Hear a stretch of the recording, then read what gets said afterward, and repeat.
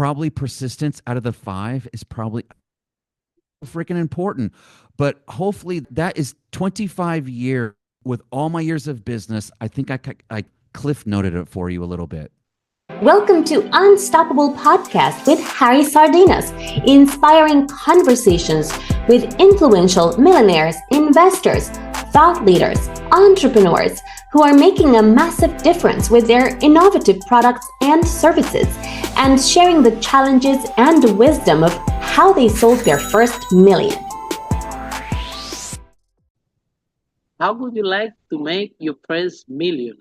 And today we have, how would you like to make your first million? And today we have Aaron Novinger with us, and he's the CEO and founder of an accounting firm that he will reveal the name with us. But Aaron, tell Yeah. us, what are the 5 steps that you recommend to entrepreneurs in order to achieve the first million? Letting me hang out with you for a little bit. And, you'd sent these, which by the way, I thought they were fantastic, but it really allowed me to probably the five biggest priorities, I would say. And I'd said this in my bio before, but I started my first business at age 21 and my first 8-figure business at age 28. So over a dozen businesses from an idea and turn into 7, 8-figure businesses. So what kind of like my 5 secrets are specifically for and the type of businesses that I enjoy. And so, doing like fission or nuclear science or my expertise is in like service, starting something small, organic. I would say my very first out of the five, very first one would be solving real problems for real people. I've always been a small mom and pop business owner, and so everything that I typically do, we have like a rule, one of our core values here. We're big believers. So anything that we refer to our business owners, we do ourselves first. I would say probably, and I guess I was also in ministry, but out of that 10 years, 7 of those 10 years, I pastored. My mentor, Louis, I call him my Hispanic Jesus, and pastoring today, and he's a registered nurse today. And Louis, years ago, gave me the best ministry I've ever heard. He said, don't think of ministry as in what you do on the weekend. Anyway, he was always with the people. He said, think of ministry in its purest form. When I say like help solve real problems for real people, especially if we're in the service industry, we got in the business for the helping people suffer less. And everything that we do, the dry cleaner, the restaurant, we're all for less. It's what we do. So if you can go in and have a reframe, people, I promise you, well, I'll tell you, the very next week when Louis, I realized what we do in the practice was more ministry than what I was doing on the weekend. I realized that if you approach your business from that perspective, for real people, I don't know. I just kind of feel like it gives you a good reason to get up in the morning, and that would probably be most important. But I would say number 2 is keep the 7. I've taught this for years. Small business owners are circus performers, guys that spin those plates on those sticks, and they're like, "Oh God, okay, I got to keep that one going and that one going." 7 plates of business. Okay, so plate number 1 is always the trade. That's the restaurant. That's the gas station owner. That alone will take you 20 years to master that one thing. This is the crappy thing about this whole thing here is that when people say delicious food, and you're like, you know what? People have been telling me for years. Okay, you're thinking you need to open a restaurant. And then you open the restaurant. And then, but somebody says, know if you know this, but you need to know how to read a P&L and a balance sheet and understand in your finances based off those reports, or you're not going to be in business in 5 years. With the restaurant, not I only even know how to two. make With the delicious food. restaurant, not even 2 years. That's right. You got it. Counting. That's plate number 2. Then don't forget, you've got to hire people. Are they 1099? Are they W-2? How do you do your taxes? Do you pay the IRS? Do you pay this monthly, quarterly? I don't know what the hell you're talking about. I just know spin the HR plate. You're out of business within, again, a year or 2, okay? About the logistics plate, you need to be able to build systems and processes, duplicatable level of service, so that way when you're not there, You can take care of your customers the way you've got IT plate. We have the customer service plate. And this is a biggie for small business owners, rightfully so, take their business. But the problem is then they take feedback personally and they, so the four C's of feedback, right? So think compliments, criticism, complaints, and of course the first one being compliments. Most people, false. Three are great, one is okay. Tell me what I'm already doing. Tell me what I'm not doing. Because for the the courage to speak up that they're unhappy with, you have to be thinking in your mind, and I actually learned this from Scott Adams, the concept of reframing feedback, where instead actually you imagine cash register and that little button and you hear cha-ching. So every time I always hear a cash register saying cha-ching, cha-ching, cha-ching, making me or it's money. So learning to keep those seven plates spinning, stop learning. You're not just in the restaurant business, you're in the accounting business, the sales and marketing business. You got to make sure you're on Google. You're in the logistics business. You're in the customer. Come on, man. That's why small business owners, in my they're the greatest people on planet Earth. Our mom and pop owners, to me, they're the why people start business. It's for the idea of having nothing, starting when now you're something. And that's what's so beautiful about mom and pop business. Third rule, or out of the steps, maybe the third step or third rule would be, or build with a purpose, right? Not just for profit. Every single business that I've ever built always has a why. Okay. And with you, I always love to share Richard Branson's perspective. So was asked, and we all know Richard Branson, the mogul of the Virgin Empire. Okay. He was asked years ago his secret to how he businesses and how everything he touches seemingly turns to gold. And he goes, three things. And he says, as the CEO, I have to focus on only way. I'm about to swear. It's not me. Okay. This is Richard Branson. Number one, craft the vision for how you're going to change the world and make it, Chris.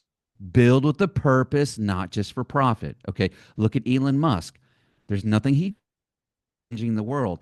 And he's been interviewed multiple times. Where does your motivation come from?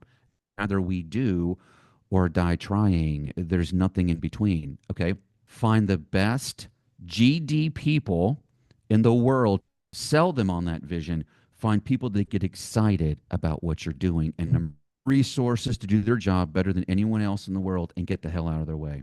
I love it. Yes, right?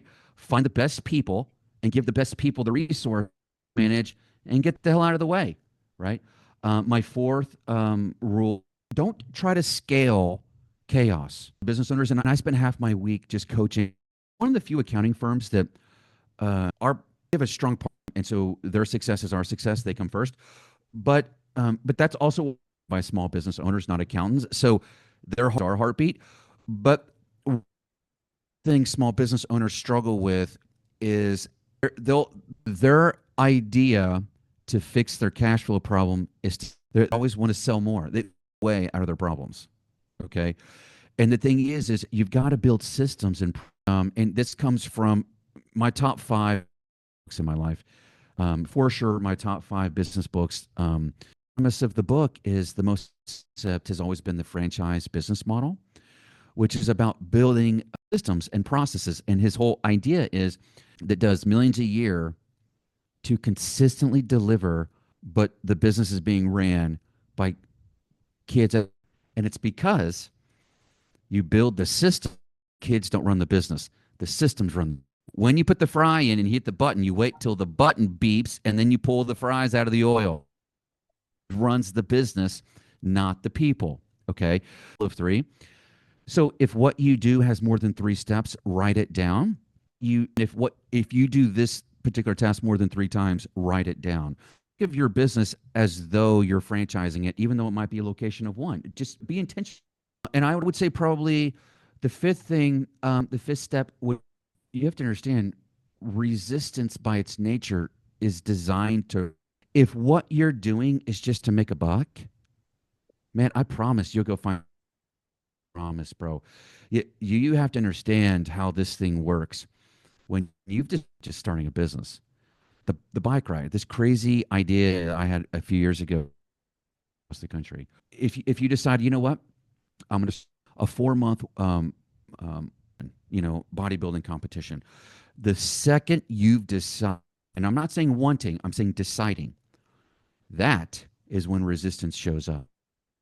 So I would think, and honestly, and I keep this quote written, but who literally has said, he doesn't owe any other quality or trait less than persistence.